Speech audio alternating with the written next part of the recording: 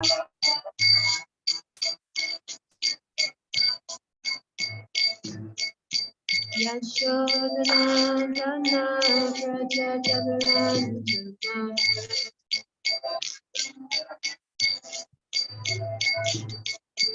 Yashodhanandana Prajajavarandana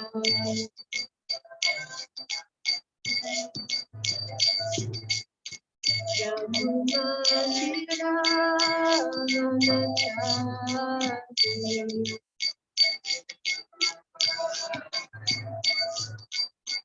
Yamuna Shirananachari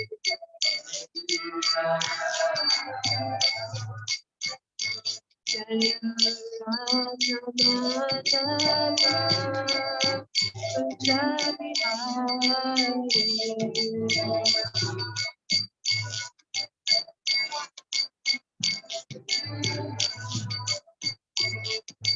Kunti Janmala Giridhara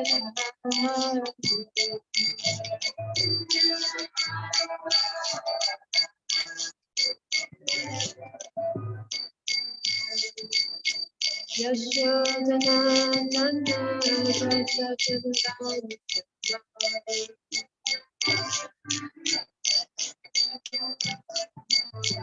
Yamuna Shirananachari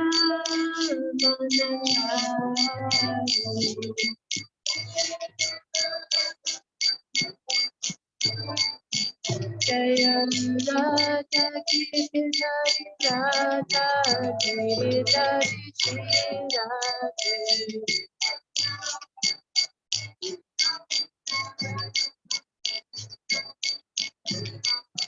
Jaya Jagannath Jaya Jagannath Jaya Vasudeva Jaya Subhadra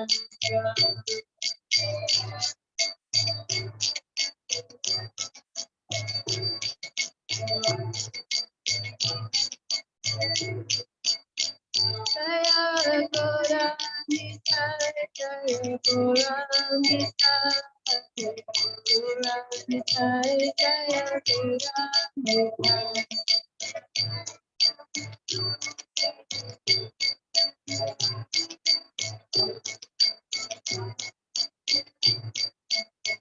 Prabhupada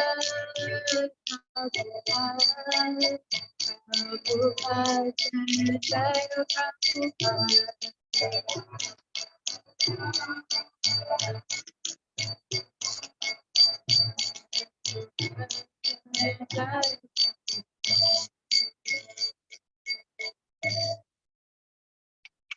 Vishnu Paramahamsa Paripajak Astatara Sataji Shiva Parvati Vishnu Paramahamsa Paripajak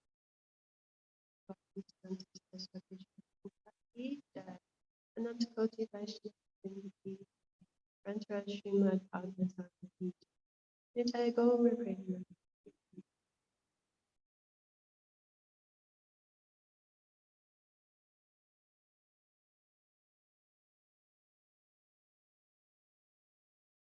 We'll continue reading a little of Srila Prabhupada Lilamrita.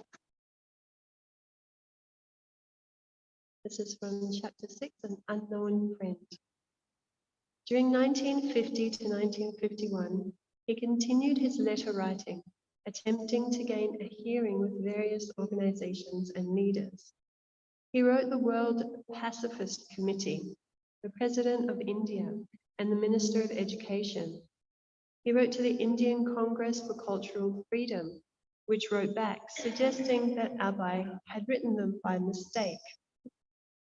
He wrote to an official of the All Religions Conference in Bombay, advising that because of their approach, nothing practical would come out of their conference. This is a quotation what Prabhupada wrote. The practical solution is lying in the transcendental message of Sri Krishna, the personality of Godhead, as given by him in the Bhagavad Gita. On September 14, 1951, he corresponded with Daniel Bailey of the American Reporter, a magazine published by the American Embassy in New Delhi. Abai pointed out that the philosophy of understanding the absolute truth, as realized by the sages of India, was higher than attempts to combine East and West. Mr. Bailey replied that he was aware of Eastern philosophical and religious influence in the West and cited the progress of a yoga mission in New York City, which he said had some influence on Protestants in America. But when Abai asked if one of his articles could appear in the American Reporter, Mr. Bailey replied, "If we were to give considerable space in the American Reporter to, say, the Gita, we in all fairness would have to give equal space to the other philosophies, and our desire is not to endorse or condemn any of them, but simply to assist in a better understanding." End of quotation. In a further reply, Abai differed with Mr. Bailey's contention that people should be encouraged to make their own interpretation of religion. Quotation from Prabhupada. Less intelligent men are always guided by those who are superior in knowledge in all spheres of life. Abai even wrote to the Ford Foundation in Detroit, and a staff assistant wrote back, quotation, Regret to advise you that we are unable to pursue your suggestions concerning the establishment of an association of the intelligent class of people. The Ford Foundation has no program in which specific ideas such as you describe might be included.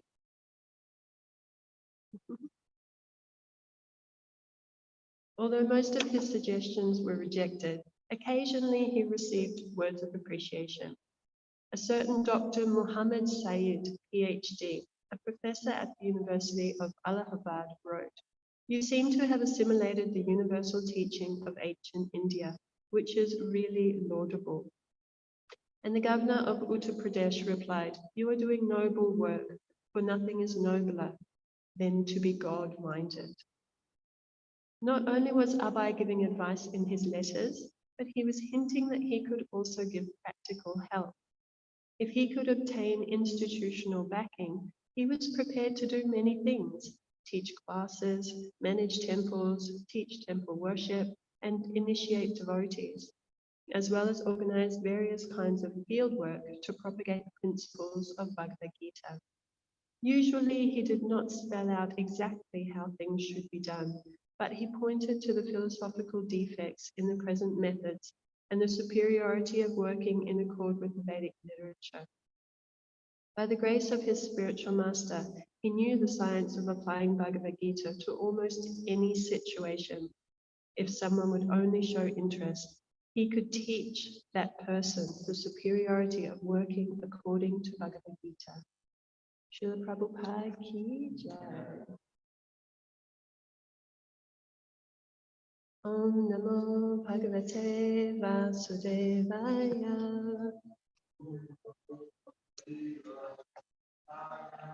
Om Namo Bhagavate Vasudevaya.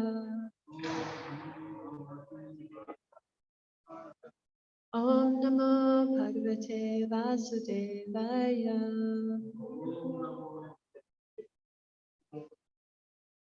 We're beginning chapter 21 of the fourth canto of Srimad Bhagavatam.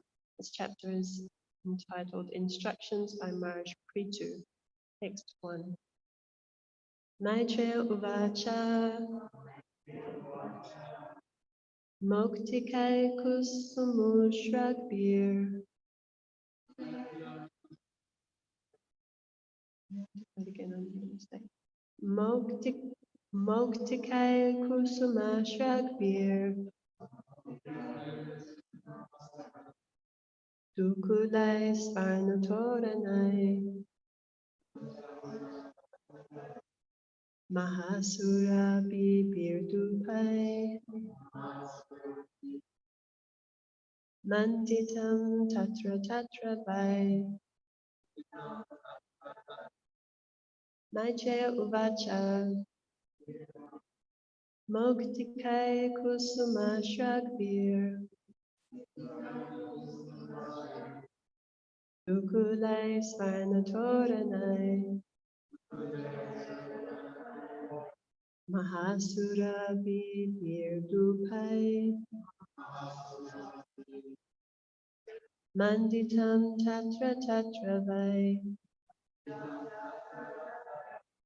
Maitreya uvacha,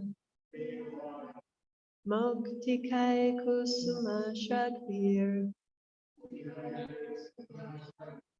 Dukulai svarnatoranai, Mahasura bibir dupai,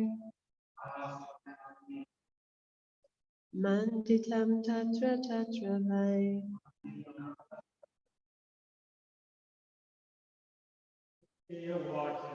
Maitreya uvacha,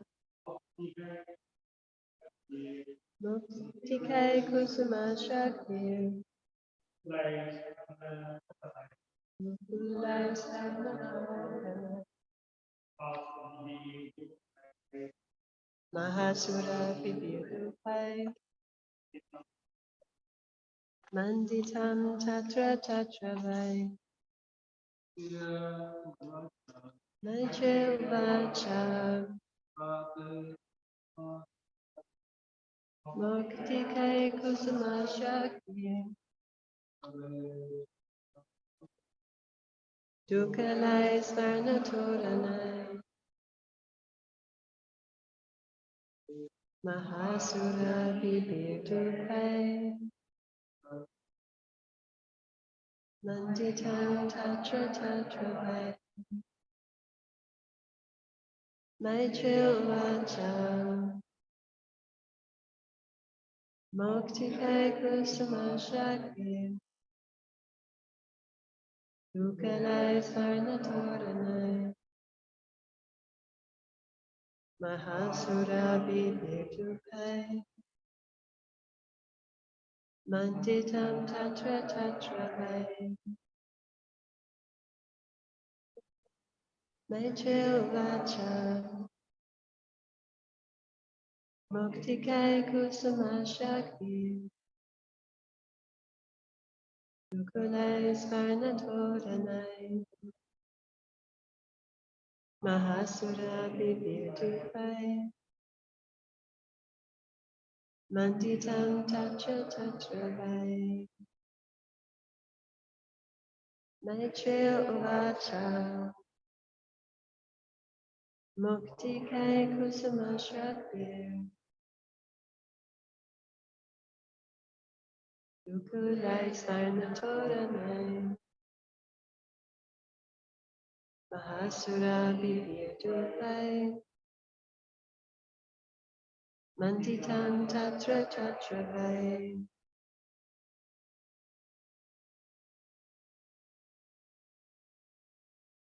word for word. Maitreya uvacha. The great sage Maitreya continued to speak.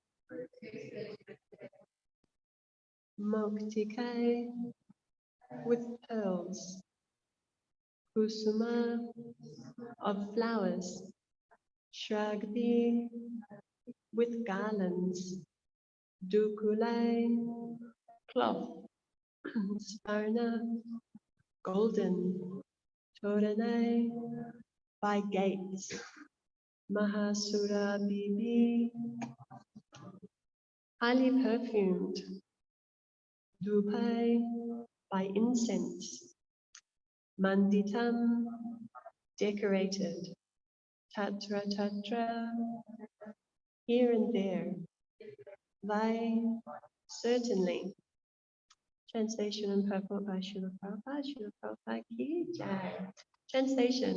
The great sage Maitreya told Vidura, when the king entered his city, it was very beautifully decorated to receive him with pearls, flower garlands, beautiful cloth, and golden gates. And the entire city was perfumed with highly fragrant incense. Purport. Real opulence is supplied by natural gifts, such as gold, silver, pearls, valuable stones, fresh flowers, trees, and silken cloth. Thus, the Vedic civilization recommends opulence and decoration with these natural gifts of the Supreme Personality of Godhead. Such opulence immediately changes the condition of the mind, and the entire atmosphere becomes spiritualized. King Prithu's capital was decorated with such highly opulent decorations. Om Jnana-timirandasya Jnananjana Shalakaya Chakshur Unmilitam Yena Tasmai Shri Gurave Namaha. Jai Shri Krishna Chaitanya Prabhu Nityananda Shri Advaita Gadadhar Shivasadi Gaura Bhakta Vrinda. Hare Krishna Krishna Krishna Hare Hare, Hare Rama Rama Rama Hare Hare. And we have a beautiful description of opulence, real opulence. And we can just envision this scene. King Prithu is returning back to his capital. I'm sure we've all been keeping up with the flow of Bhagavatam classes. And we know King Prithu has seen Lord Vishnu. He's offered wonderful prayers. Those prayers have been accepted by the Lord. The Lord has returned to his own abode. Now Maharaj Prithu also is returning to his capital. And he's entering his city. It is beautifully decorated. And this opulence that's being described as the gifts of the Supreme Personality of Godhead is natural opulence.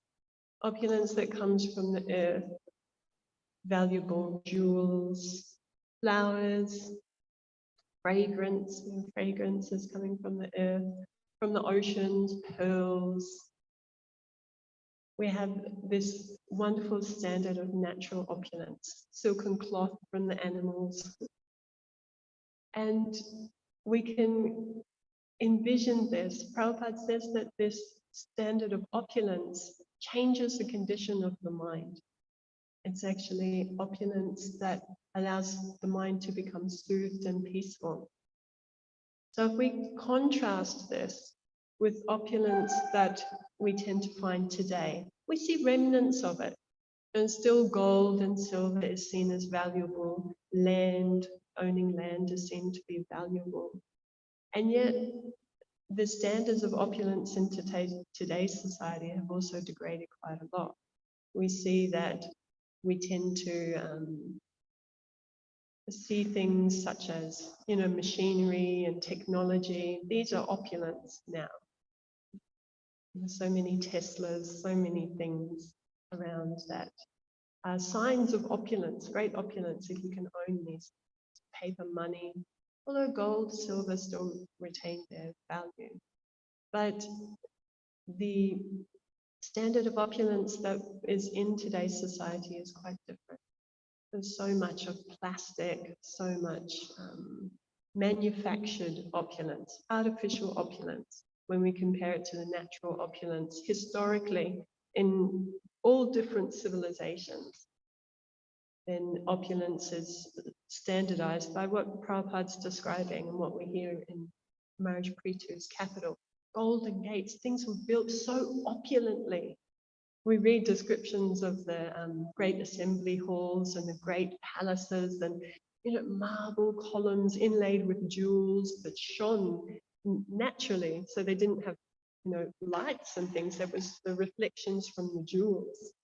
The floors were inlaid. Yes, we have here, beautiful patterns, jewels everywhere. Such an amazing standard of opulence. And yet nowadays our architecture, even buildings, and they're not even very visually appealing anymore. It's these very sharp edges and on strange angles. Whereas before you'll see the beautiful hassles and things were done to be aesthetically pleasing and using natural opulence. And it's interesting, this is also kind of spilled over into our understanding of what is beauty. Because when we talk of opulence, we're thinking of something that's very attractive. Yes, and Krishna is the possessor of all opulences.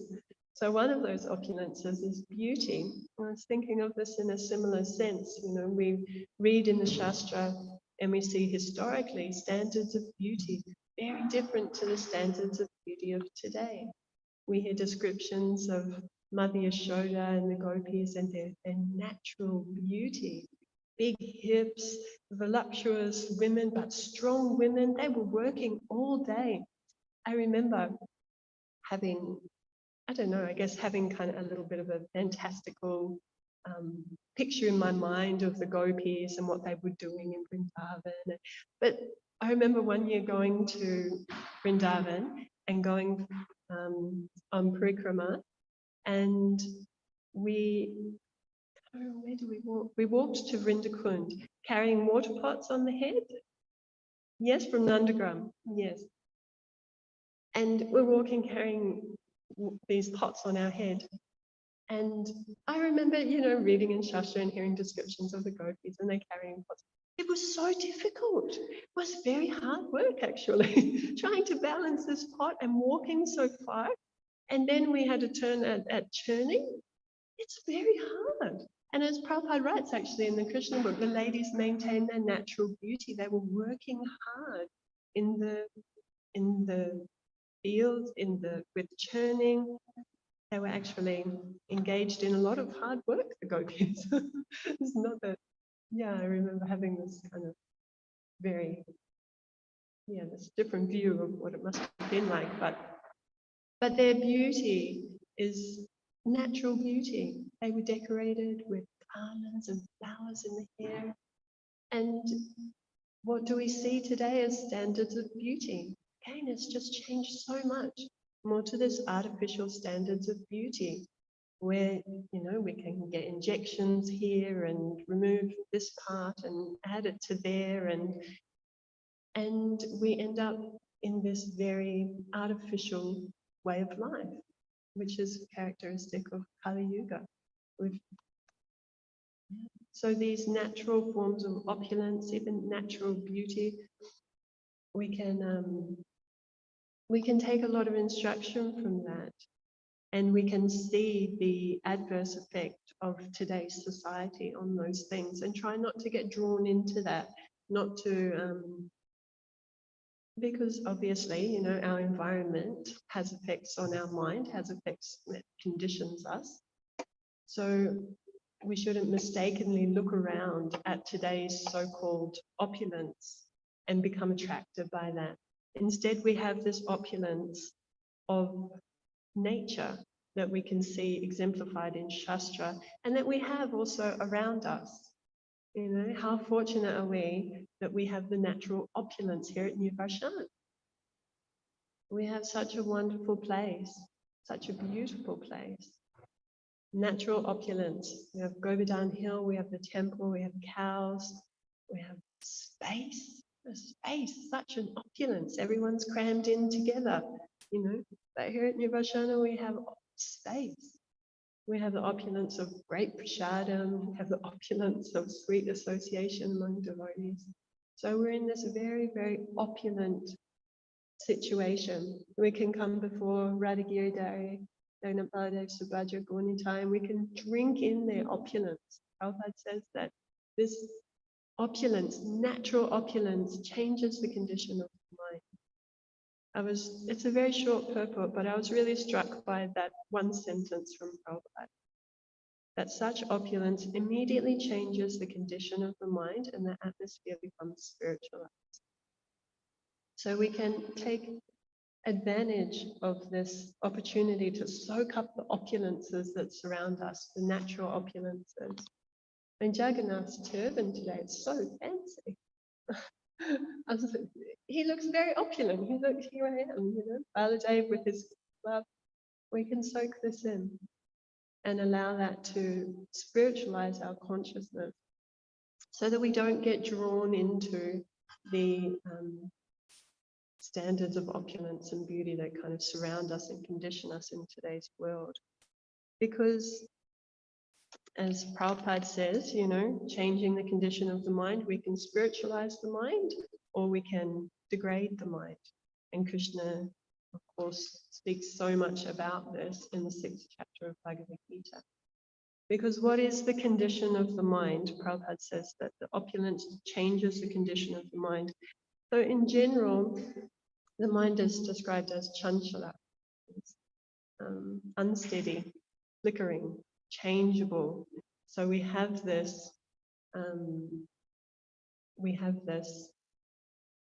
part of us that's there. We can't change that. We all have a mind.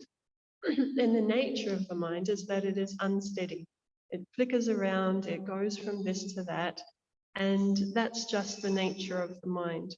But as Krishna says in the 6th chapter, from wherever the mind wanders, because of its nature, it's not surprising. Because of its nature, because it's flickering and unsteady, we must certainly bring it back under the control of the self. And so this is yoga, this is our yoga practice, to withdraw the mind from the objects of the senses, where it naturally wants to run, to withdraw it back under the control of the self. As we know from Bhagavad Gita, the mind is always meant to be under the control of the intelligence, which is under the control of the self proper. But unfortunately, without strong intelligence, then the mind often just runs around on its own. And I catch the mind doing this all the time because I have weak intelligence all the time. It's like, oh, how did I get there? You start thinking about something. You think, wait, how did I get to that? What am I thinking of? And draw it back, you know.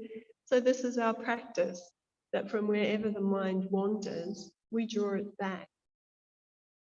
And by drawing it back, by using our intelligence, then we begin to make the mind our friend, as Krishna says, again in the 6th chapter of Bhagavad Gita, that the mind can be our worst enemy or our best friend. So what does that worst enemy do? It draws us away from Krishna. It draws us towards thoughts of sense gratification. It draws us more towards the sense objects. Oh, and we're chasing after it. But a friend, what does a friend do? A friend brings us closer to Krishna. Yeah? So the mind can also be our friend like that. That when we practice this, just withdrawing the mind and bringing it back to what? We have to have things to bring it to. We have to have absorption in devotional service so that we can just bring the mind back. One of the things we can bring it to is actually opulence. Why not? You know, we have an attraction. Most of us here in the material world have an attraction to opulence, to beauty. We feel attraction for these things. So let's bring the mind back and absorb it in the opulence of Krishna. Absorb it in the opulence of the deities and the opulence of the Dham. It can become such a meditation. You know? Krishna standing his threefold bending form. Look at the cloth that goes around his hip, you know, look how his toenails are as he stands. We can really absorb our mind in the opulence of the Lord. And it's an easy thing to do because Krishna is very attractive. So from wherever our mind wanders, as Krishna explains to Arjuna, when Arjuna puts forward to Krishna, oh, Krishna, controlling the mind, you know, it's more difficult than controlling the wind. And I've always been taken by that because who is Arjuna? Arjuna's Krishna's friend. He's right there with Krishna. He's from such amazing parentage. He's had so much good association. He's not led a sinful life, and yet still he's struggling. He admits to Krishna, I struggle to control the mind. So, like Krishna says to Arjuna, the two things, yes? Practice, suitable practice, so the drawing it back, and detachment. That let's understand the mind for what it is. It's flickering, it's unsteady. It's okay. It's not us. You know, we need to kind of put the mind in its place. At least this is what I try to do for myself.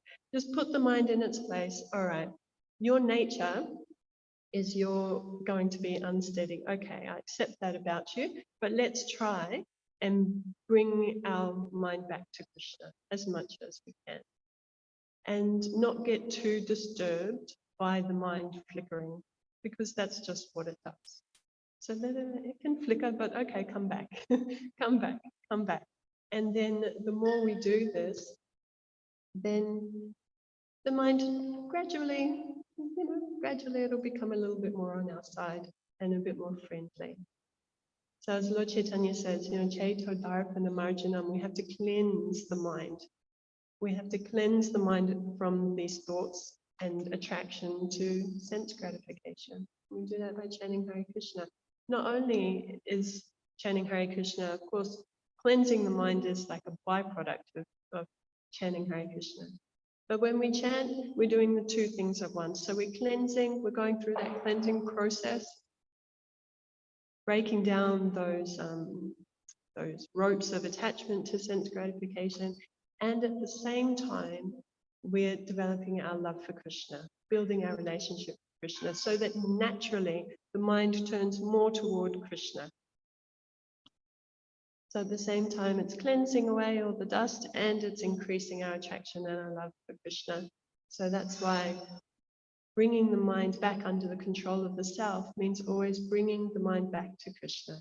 Bringing the mind back to thoughts of Krishna. We can just chant the Hare Krishna mantra in our mind while the mind's gone flickering away. Okay, come on, come back. We can meditate on different aspects of Krishna, whatever our devotional service is. We can meditate on that. We can really, we really need to use our mind to become absorbed in Krishna. I've been listening to some wonderful lectures lately, and there's such a mental culture of Krishna consciousness. Krishna consciousness is not just what we're doing physically. We may be so much engaged in devotional service with our body. We're very busy doing so many things for Krishna, but what's going on inside? What's happening in the mind? Well, we're performing our service. I'm absolutely sure that our wonderful Pujari at the moment, he's offering the chamara and he's meditating on this wonderful Krishna.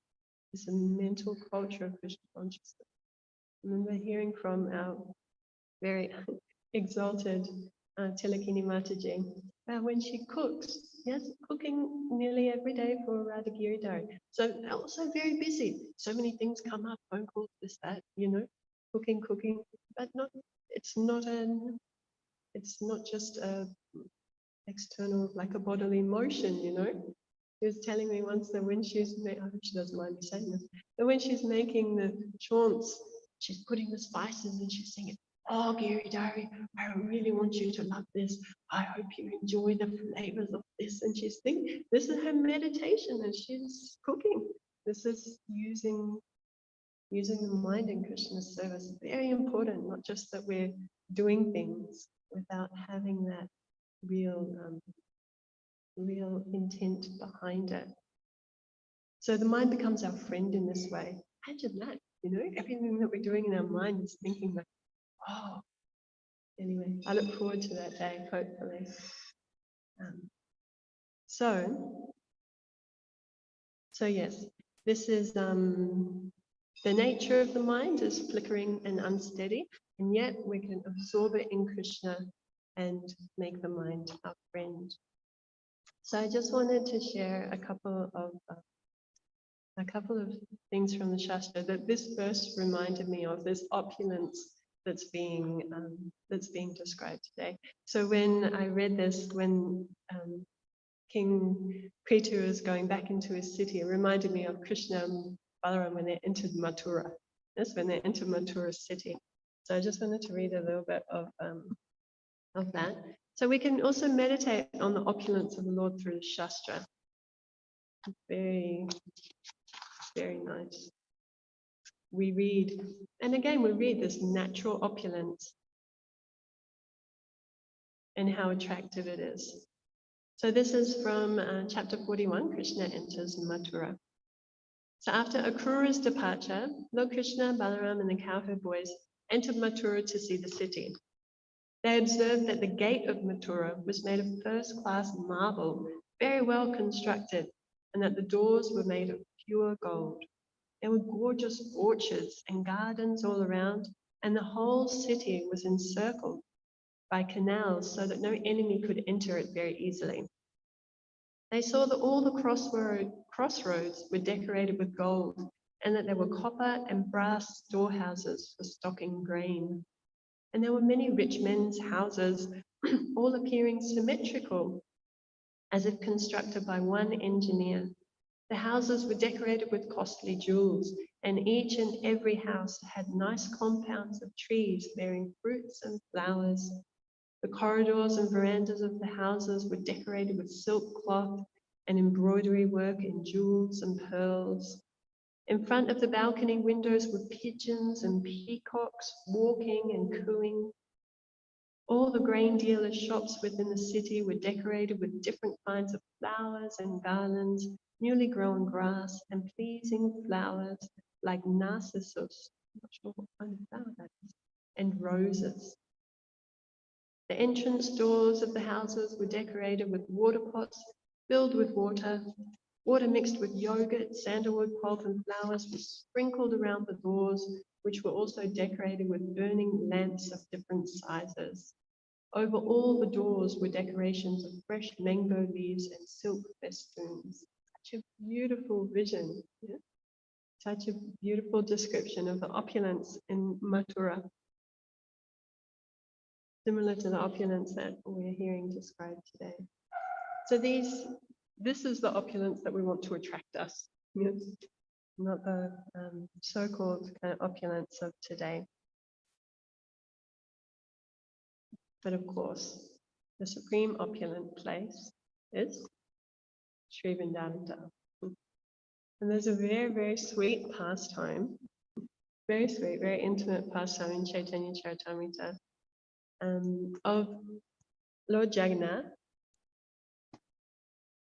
After he's on the Rath Yatra, so Jagannath goes to stay at the Gundicha temple for 9 days. Yeah, so Rath Yatra, this is the Lord being attracted to Vrindavan, and that the Gundicha temple is Vrindavan. So Jagannath goes there on his cart, and he stays there for 9 days. Now, as described in Chaitanya Charitamrita, that when Jagannath goes out on the Rath Yatra, he tells the goddess of fortune, I'm only going for 1 day. I'm going for 1 day and I'll be back. But he doesn't come back in 1 day. And so he stays in Gundicha for 9 days. On the 5th day, she's had enough. And the goddess of fortune becomes very upset. Where is my husband? What is he doing there in Vrindavan? And why isn't he coming back? So she gets on her palanquin with her maid servants and maids, and they march there to the Gundicha temple. So the maidservants of the goddess of fortune, they're all in this kind of angry mood. And Prabhupada describes here in this section that any wife who's neglected by her husband becomes a bit angry, what's going on? So they're heading there. The maidservants of the goddess of fortune see the servants of Lord Jagannath and they arrest them. They tie them up, they bind them, they start calling them bad names. And at this time, so this is from Madhya Lila, chapter 14. So this time, Lord Chaitanya and his principal associates are there at the Gundicha temple. And so they witness this scene. They see the goddess of fortune coming and they see the interactions between the servants of the goddess of fortune and Lord Jagannath's servants. So Swarup Damodar is speaking to Lord Chaitanya.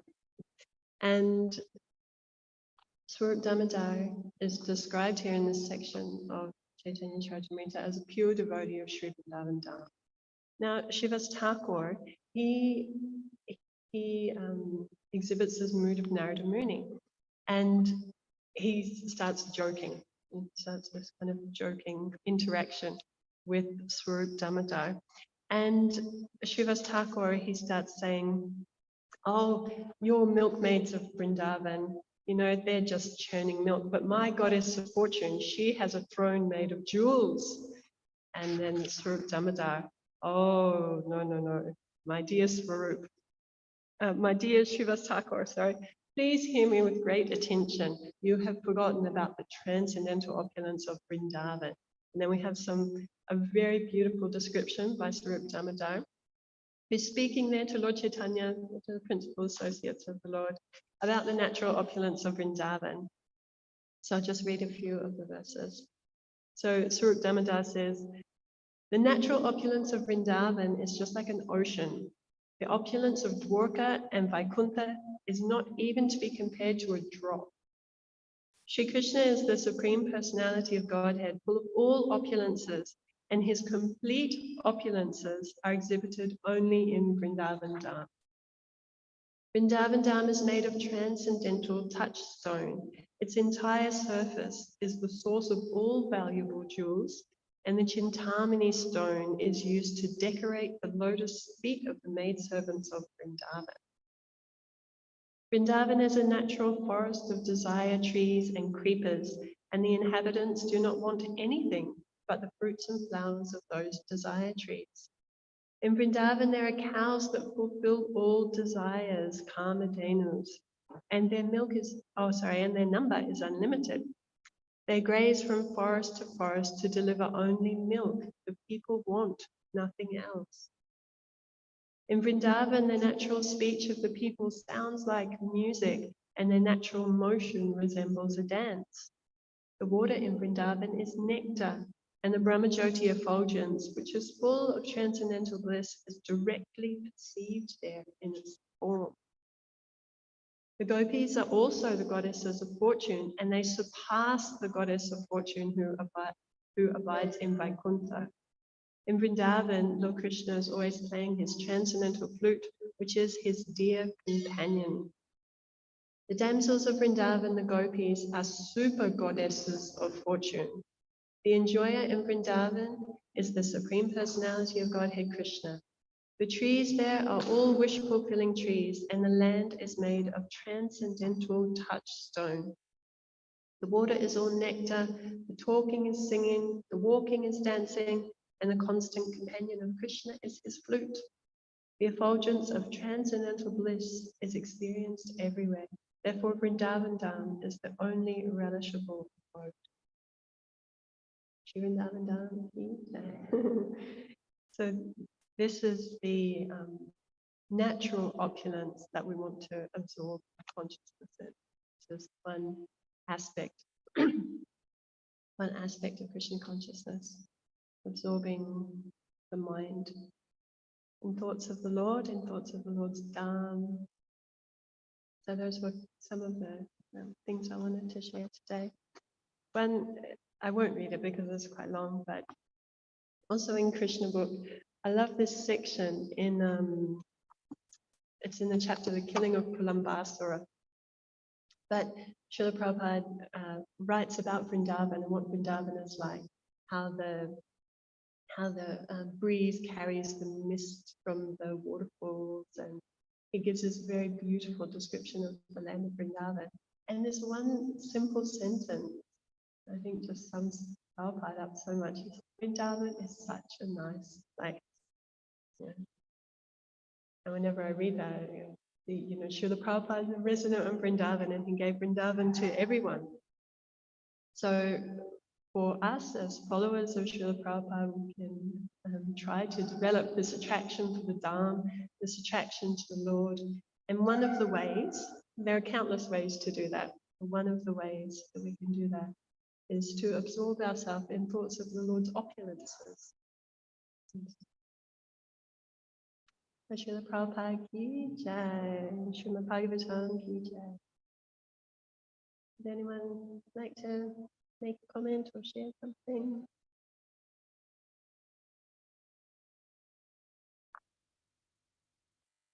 If anyone wants to read this section of Chaitanya Charitamrita, it's chapter 14 in Madhya Lila.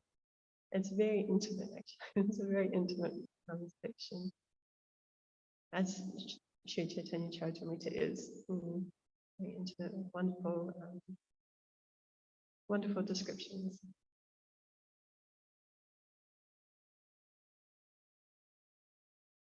Thank you very much. Hare Krishna. Srila Prabhupada ki jai. Nanta Koti Vaishnava Vrinda ki jai.